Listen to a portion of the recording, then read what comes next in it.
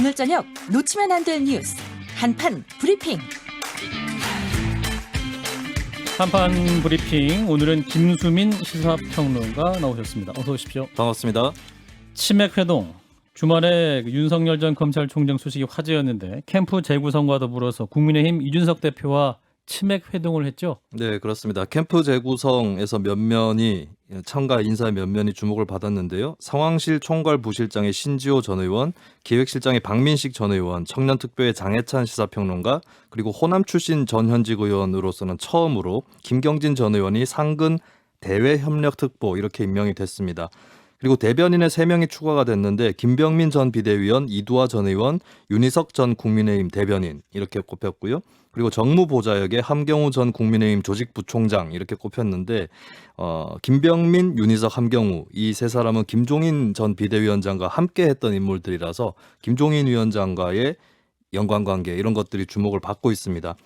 그런 가운데 이준석 대표가 어제 특정 캠프 인사들이 중립적인 양 방송에 출연하고 있다라고 하면서 윤석열 캠프에 들어가 있는 당내 인사들에 대한 비판을 했는데 마침 또 번개가 잡혔습니다. 어제 저녁에 윤석열, 이준석 두 사람이 건국대 부근에서 치맥 회동으로 분위기를 반전시키는 그런 모습을 보였고요. 그리고 윤석열 전 총장은 그 전에 가진 듯한 그 인터뷰에서 문화일보와 인터뷰였습니다. 거기서 이렇게 얘기했습니다. 8월을 넘기지 않고 방향과 노선을 분명히 잡을 생각이다. 그 전에 신중하게 고민할 것이고 예측 가능성을 줘야 한다. 이렇게 밝혔습니다. 예. 자, 회동에서 나왔던 얘기는 2부 이준석 대표가 나오기 때문에 직접 묻도록 하고, 자, 윤석열 전 총장의 캠프 재구성 어떻게 평가할 수 있을까요? 진중권 작가부터. 일단 그 지지율이 계속 하락하고 있지 않습니까? 거기에 이제 여러 가지 이유가 있는데 이제 그 중에 하나가 바로 뭐냐면 이게 외톨이가 아니냐, 아예 그 캠프가 없는 게 아니냐. 사실상 또 헛소문도 떠돌았거든요. 거기 캠프에 있던 사람들이 많이 떠났다. 이런 헛소문도 떠돌았는데 그것에 이제 말뚝을 박아버린 거죠. 그래서 진영을 갖춘 모습을 보임으로써 외톨이가 아니고 하나의 시스템을 갖춘 후보다라는 걸 통해 가지고 지지층을 좀 안심시키는 측면이 있었고, 두 번째가 그 일정이거든요. 정치 일정. 제가 또 여러 번 지적했듯이 가장 큰 문제가 뭐 여당 같은 경우에는 확실하잖아요. 누가 후보가 될지는 몰라도 그 대충 시간이 딱 지나게 되면 정치 일정이 눈에 보듯이 명확한데 이쪽은 아직 그게 확정된 게 없어서 네. 그 부분에 대해서 예측 불가능성 때문에 이게 후보의 안정감을 흔든다라고 했는데, 그 부분을 어제 이제 이준석 대표를 만남으로써 완전히는 아니다 하더라도 상당 부분 좀 해소한 측면이 있겠고, 아마 이 두 가지를 묶어서 지지율의 이제 반등을 꾀하려고 하지 않을까 이렇게 보고 있습니다. 예. 자, 김성애 소장. 일단 윤석열 후보가 지지율이 떨어지는 건 노선을 모르겠다 이런 거거든요. 중도층을 향한 어필은 안 하고 대구에 가서 박 전 대통령 수사한 것이 송구하다 뭐 이런 식으로 이야기들 하면서 갈팡질팡하고 있었는데, 노선을 보여달라고 하니까 지금 내놓은 결론은 저는 국민의힘 사람입니다. 이렇게 얘기를 하는 결론을 내놨다고 봅니다. 예. 전 이제 입장을 결심했기 때문에 이런 진용을 짰다고 보는데요. 지금까지 외부 인사들을 중심으로 꾸려놨다라고 하면 그런 사람들을 데리고 국민의힘 안에 들어가면 국민의힘이랑 부딪힐 때 이길 수가 없어요. 상대방이 어떻게 싸우는지 전략도 모르고 전술도 모르고 초보자들이 이 늪에 빠져들어갔을 경우 굉장히 힘든데, 이제는 이준석 대표는 일정 부분 거리가 있는 정치적으로 반대적인 입장을 갖고 있는 국민의힘 내부 인사들을 대거 지금 영입한 거 아닙니까? 이렇게 진용을 짜서 국민의힘을 들어가야 되겠다 생각을 한 거로 봐서 그렇게 해서 진용을 짜놓고 이준석 대표를 만나기까지 했으니 곧 입당 소식이 들려오지 않을까 예상이 좀 됩니다. 8월 10일 전후 입당설 날짜까지 지금 확실히 박아져서 나오고 있습니다. 진 작가님 어떻게 된 일입니까? 그건 이제 국민의힘 쪽에서 미리 그 침발라 놓는다고 하나요?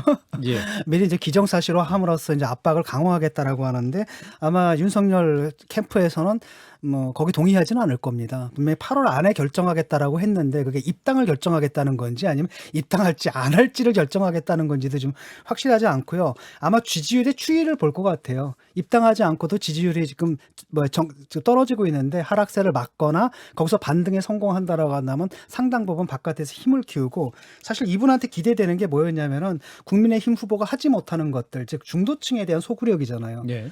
그런데 그걸 아직까지 보여주지 못했거든요. 그래서 상당 부분 중도층이 떨어져 나간 것이 지금 이분의 그 지지율 하락으로 나타나고 있는 건데 거기서 이제 진영을 꾸렸으니까 거기서 어떤 반등을 좀 시도할 것 같긴 합니다. 이준석 대표에게 이따 2부에 어떤 질문을 하실 거예요?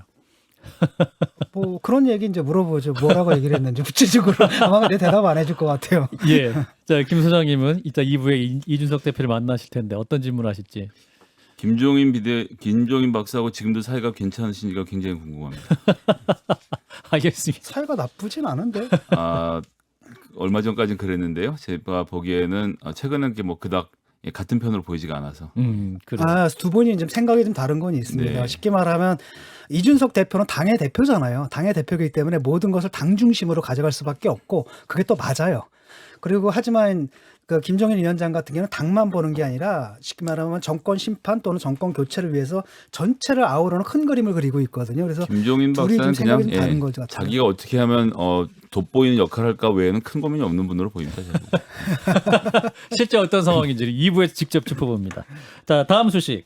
그 양반은 죄 지을 사람이 아니다. 지난주 수요일 김경수 전 경남지사의 최종 대법원 선고 후 후폭풍 여전하죠. 지난 주말에는 방송인 김어준 씨의 발언이 화제군요. 네, 지난 23일에 공개된 다스베이다 영상에서 김경수 전 지사를 김어준 씨가 어떻게 옹호했는지 직접 한번 들어보시고 가시겠습니다. 저도 그 양반 꽤 오래 알았거든요. 나는 죄를 지어도 그 양반은 죄를 지을 사람이 아니에요. 근데 그건 장담해. 만약에 자기가 뭘 잘못했으면 내가 잘못했다고 누가 뭐라고 안 하는데 실토를 먼저 할 사람이에요. 맞습니다. 와, 이 그리고 그게 이제 주심 뭐 판사가 굉장히 보수적인 사람이고 이때까지 내렸던 판결 보면 결과가 뻔했거든요. 근데 저는 합의체 갔어야 되는 건데 안 그렇습니다. 가고 안 가고 거기서 끝내버려. 본인이 빨리 결론을 내렸다는 맞습니다. 얘기는 이거는 유죄 확정하려고 그러나 그거- 대선 전에 예, 그건 좀 다 선수들은 전망했죠. 네. 예, 강훈식 의원과 김어준 씨와의 대담 내용이었습니다. 계속해 주시죠. 네, 당시 대선은 어차피 민주당한테 유리한 상황 아니었느냐. 그런 상황에서 김경수 지사가 원래 그럴 사람도 아닌데 그럴 짓을 한 일이 없다. 그러니까 드루킹한테 가가지고 허접한 프로그램을 시연하는 걸 볼 이유가 없다. 이렇게 주장을 김어준 씨가 한 거죠. 예, 자, 두 분 김어준 씨의 발언 어떻게 들으셨는지 진중권 작가부터. 일단은 이게 말이 안 되죠. 뭐 박원순 시장은 어디 성추행할 사람입니까? 그런 거 아니잖아요. 항상 사고는 그래야 보이지 않는 사람이 치는 거고요. 그다음에 거기 가서 시연하거나 이런 것들은 1심, 2심, 3심 그리고 거기 재판관이 몇 명입니까? 다 합히면 굉장히 많은 그 재판관들이 그 만장일치로 결정한 사항이거든요. 판단한 사항입니다. 그걸 뒤집으려고 한다는 게 좀 말이 안 되고 더 한심한 것은 저 강훈식 의원이거든요. 아니 국민이 뽑아준 대표가 앉아가지고 그런 방송에 나가지고 거기에 맞장구나 치고 있으니까 한심한 겁니다, 이게. 지금 이 김어준이 당 대표입니까? 이게 그 여당 대표가 그 김어준이에요, 지금. 가가지고 야단 맞고 있는 거고, 뭐랄까, 구미를 지금 맞춰주고 있거든요. 저는 이걸 보면서 참 한심하다는 생각이 들어요. 김석희 소장.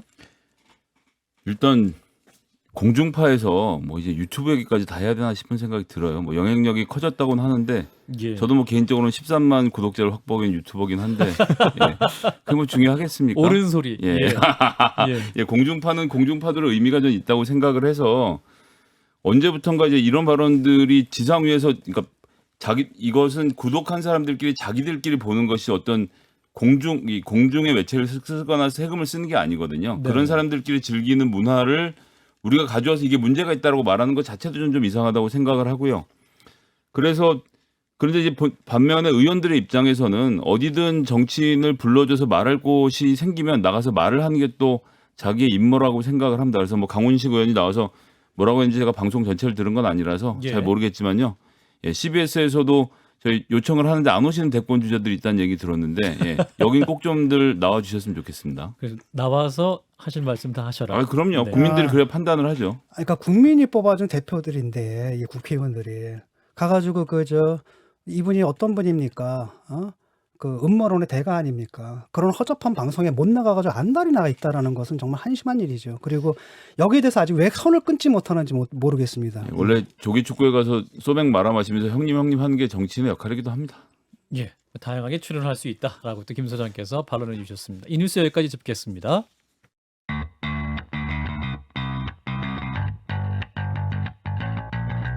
색다른 관점과 뜨거운 토론. CBS 한판 승부.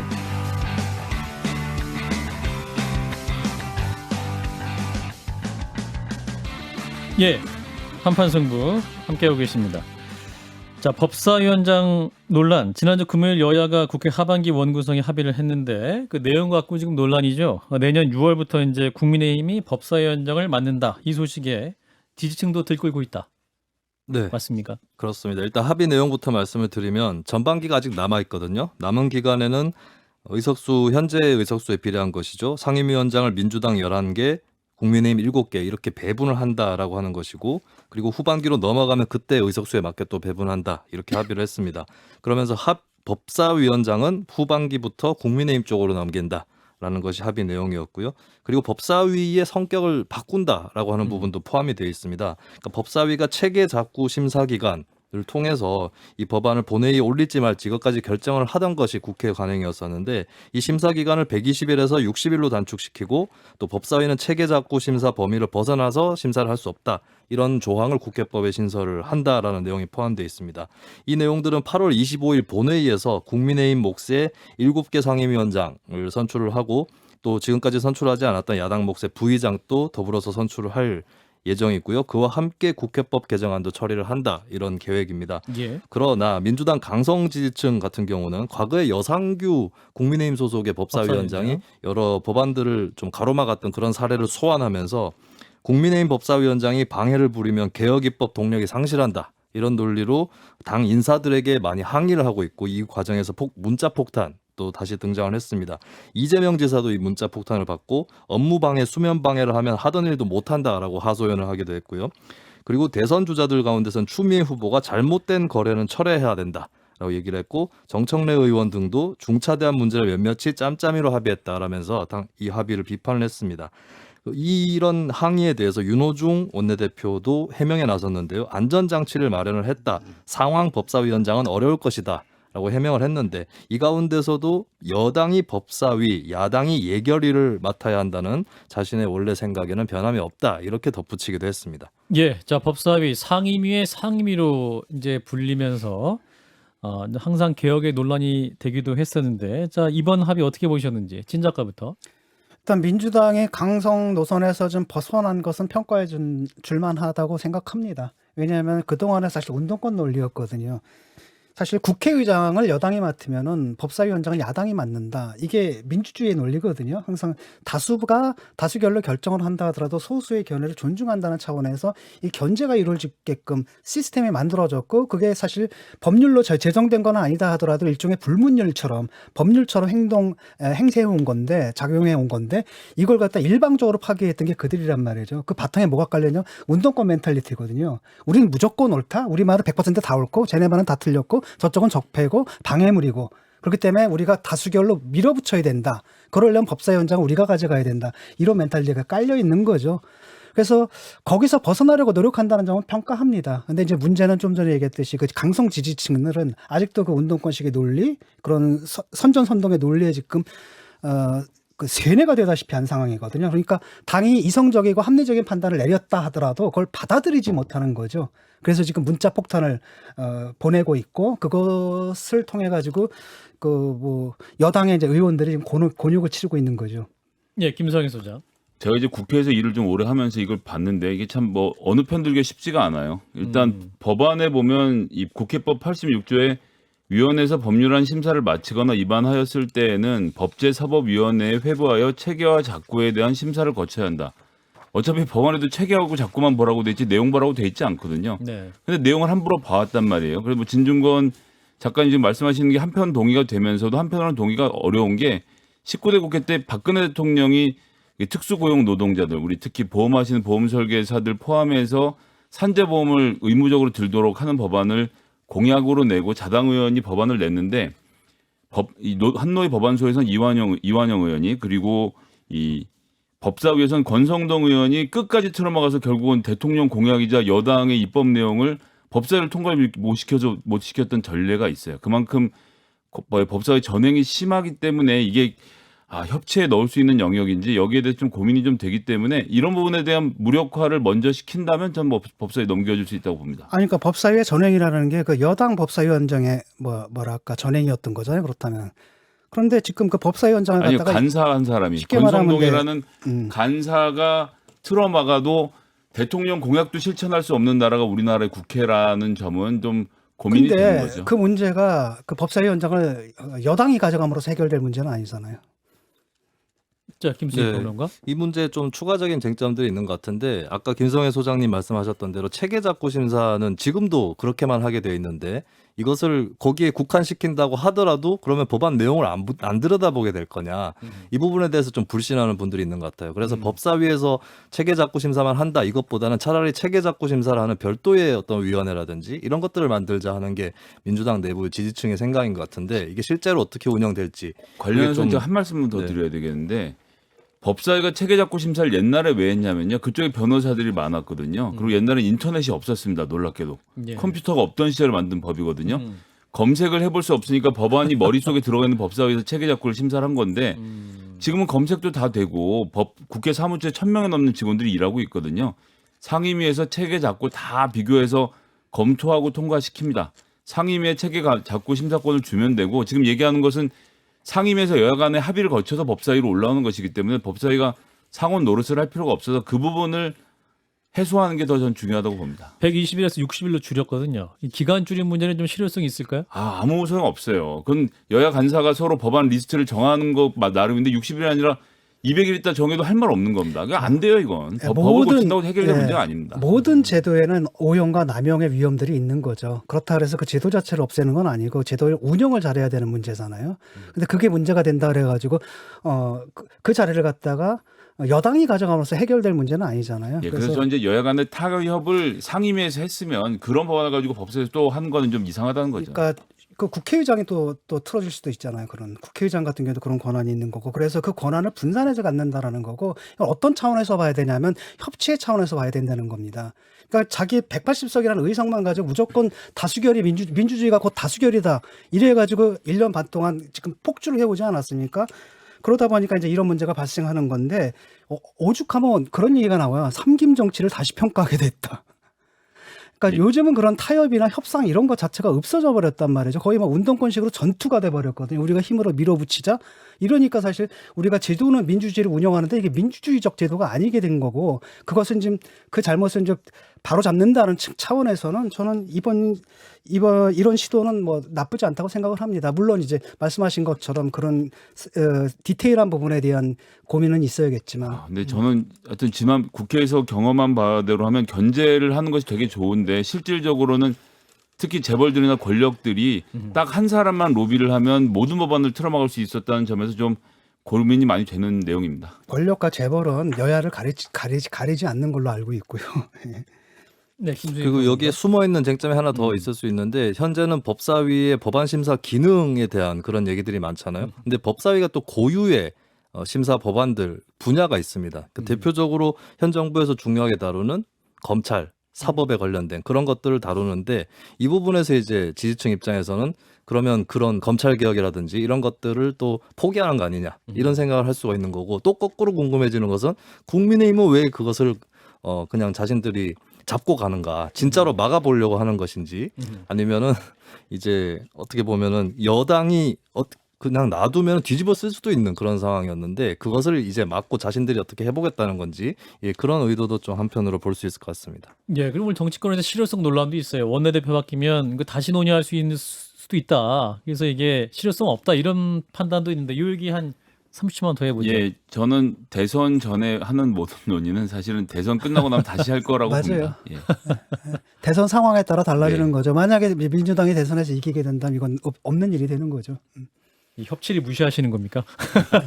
여기에 대해서 한편으로 이 당내 윤호중 의원조차도 네. 조금 부정적인 뉘앙스를 남기고 있잖아요. 그래서 이게 청와대 쪽의 의중이 강하게 반영된 거 아니냐 이런 얘기가 나오고 있고, 그게 사실이라면 대선이 끝나고 뭐 정권이 어디로 가든 대통령이 바뀌면 또 이 합의는 어떻게 될지 모른다. 자기들의 당원도 깨는 사람들인데 뭐. 예. 자, 정치 불신을 과연 깰 수 있을지 아니면 정치 불신을 해소할 수 있을지 좀 지켜보도록 하죠. 자, 다음 뉴스. 세월호 기억공간 철거 재협의는 없다. 오늘 서울시가 광화문 광장에 있는 기억공간 철거 작업에 나섰다라는 소식이 있는데 아직 철거는 안 된 거죠? 네, 그렇습니다. 서울시 입장은 원래 임시로 운영하기로 했다가 계속 연장을 했던 시설이고 광장 재조성 전까지만 운영을 하기로 했기 때문에 이전이나 재설치는 협의하기 불가하다. 그래서 오늘까지 철거 시한을 정해놓고 있었습니다. 예. 반면에 유족이나 4.16 연대에서는 공간 이전할 의사도 있고 해서 협의체나 태스크포스 꾸리자고 했는데 서울시가 응하지 않고 일방적인 철거 통보만 하고 있다라고 얘기를 했고요. 김혁 서울시 총무과장이 오늘 방문을 했지만 유족 측이 면담을 거부를 하면서 오세훈 시장이 직접 현장에 와서 대화하라 이렇게 요구를 했습니다. 그런 한편으로 송영길 민주당 대표가 현장에 방문을 해서 서울시가 일방적으로 진행하는 것을 경고하는 차원에서 방문을 했다라고 밝혔습니다. 예, 자, 광화문 광장 국민들이 기억하는 그 세월호를 추모한 주요 공간이기도 했고 그래서 이제 기억 공간을 보존할 가치가 있다라는 의견도 있고 모든 시민들을 위한 공간이다. 한시적 운영하기로 한 결정을 지켜야 한다. 이런 반론도 있습니다. 두 분 의견 듣겠습니다. 먼저 진 작가부터. 일단은 뭐 사안의 성격상 원래 이게 뭐 항시적으로 운영하기로 한 건 아니잖아요. 임시적으로 운영을 하기로 했던 것에 계속 연장해 왔던 사안이다라고 한다면 다시 이전하는 게 맞다라고 보고요. 그다음에 유족들의 입장도 이전할 수 있다라고 하거든요. 그렇다면 남으면은 어떤 방식으로 이제 이전을 할 것인가 그 절차만 남은 건데 서울시에서 좀 성의를 좀 보여줬으면 좋겠습니다. 오세훈 서울시장이 좀 나서서 유가족들의 요구를 충분히 받아주는 선에서 성의 있게 좀 나서면 이 문제는 이렇게 어렵지 않게 해결될 수 있지 않을까 생각합니다. 김 소장님. 예, 정체 본령은 이 갈등의 해소거든요. 갈등이 생겼으면 갈등을 과장 보고 가서 해소할 게 아니라 시장님 직접 나오셔야 된다라고 생각을 하고요. 민주당에서 일단 시의회로 이 내용물들을 다 옮긴 다음에 끝나고 나서는 촛불 시민혁명 기념물에다가 이 내용을 녹여서 넣는 대안을 좀 제시한 상태니까 정치가 나서서 이 문제를 직접 유족들이 부딪히게 하지 말고 정치가 나서서 적절하게 잘 타협해서 문제를 해결했으면 좋겠습니다. 뭐 일반 민원도 아니고 굉장히 민감한 문제고 우리한테 굉장히 큰 상처를 줬던 이런 사건이잖아요. 네. 또 그런 사건에 관한 기억이기 때문에 오세훈 서울시장이 이 문제를 원만하게 해결한다면 자신한테도 나쁘지 않을 거라고 생각을 합니다. 서울시장이 직접 나서라. 예. 예. 자, 그런데 이제 이런 사안이 불거질 때마다 이게 뭐랄까요? 합의를 이룰 수 있는 절차 이것이 좀 필요한 것이 아니냐. 찬반 양론이 이렇게 격화되어 있을 때 이런 뭐랄까 프로세스 과정이 좀 필요하지 않을까요? 이게 항상 이념화되잖아요. 네. 저쪽은 뭐 기억을 지우려고 한다, 뭐 그리고 저쪽은 억지를 부리려고 한다, 막 서로 이렇게 싸우면서 거기서 이제 감정의 골이 깊어지고 이러거든요. 근데 정치의 역할이라는 게 아까 우리 김성애 소장님이 말씀하신 것처럼 그 갈등을 조정하고 통합해내는 거거든요. 그래서 그게 바로 정치의 본령이기 때문에 통치자로서 그 거버너로서의 그 서울시장이 나서서 해결하는 게 맞다고 봅니다. 네. 김성애 소장. 저는 최근에 여기 돈벌이 하고 있는 우익 유튜버들 심지어는 얘들아 집에 가자 이 말이 사실은 이 세월호에서 실종됐던 아이들이 무트로 돌아왔을 때 유족들이 오열하면서 한 말인데 이 말을 지금 유족들한테 던지면서 이거 방송을 하고 슈퍼챗을 받고 있더라고요. 혐오를 어디까지 하는 것인지 이제 폭식 때도 그랬었고 이런 자체 이 증오의 문화를 없애기 위해서 사실 오세훈 시장이 3달 전에 와서 먼저 협의를 했으면 될 내용이거든요. 뭐 3달은 좀 뭐 지나친 얘기가 있습니다. 하여튼 이 충분히 해결할 수 있는 시간이 있었는데 이제 끌어놓고 막상 닥쳐서 이러는 문화는 좀 제발 좀 바뀌었으면 좋겠습니다. 한편으로는 세월호가 있고 또 다른 한편은 천안함이 있잖아요. 양쪽에서 서로 그렇게만 어떻게 보면은 참 인간이라고 부르기 좀 힘들 정도의 그 혐오와 증오의 문화를 좀 서로 하고 있는데 여기서 이제 벗어나야 되는 거죠. 우리가 그런 분들 뭐 어느 사회나 있을 겁니다. 그런 분들을 소수화하고 주변화해서 일단은 그런 사람들에 관한 논의가 중앙으로 들어오지 않게끔 관리하는 게 중요하다고 생각합니다. 시민들끼리 서로 혐오를 주고받거나 또 극한 상황에 처하거나 이런 것들을 막기 위해서 정치가 있는 것인데 저는 한편으로 이제 단체장의 의무에 대해서 두 분이 말씀을 하셨으니까 서울시의회는 그동안 무엇을 하고 있었느냐 이것을 좀 짚을 수밖에 없겠다 그런 생각이 듭니다. 서울시의회는 단체장 바뀌기 전이나 후나 구성에 크게 변화가 없었고 일관되게 의사결정을 하고 또 권한으로 예산이라든지 조례 이런 것들을 마련할 수 있었던 거거든요. 네. 그래서 지방의회 책임 무겁게 물을 수밖에 없다 이 점을 말씀드립니다. 예, 저 방송 중에 많은 청취자께서 의견 주시고 계십니다. 릴리님은 오세훈 서울시장 직접 나서야 한다라는데 동의한다라는 말씀 주셨고요. 조우님은 코로나 때문에 광장에 사람도 없는데 왜 지금 굳이 이렇게 빨리 철거하려 할까요? 라면서 좀 더 시간을 두고 또 유족들의 목소리를 들으면서 합리적인 처리 과정을 요구하는 그런 목소리까지 들어봤습니다. 네, 김수현 평론가 수고하셨습니다. 예, 고맙습니다.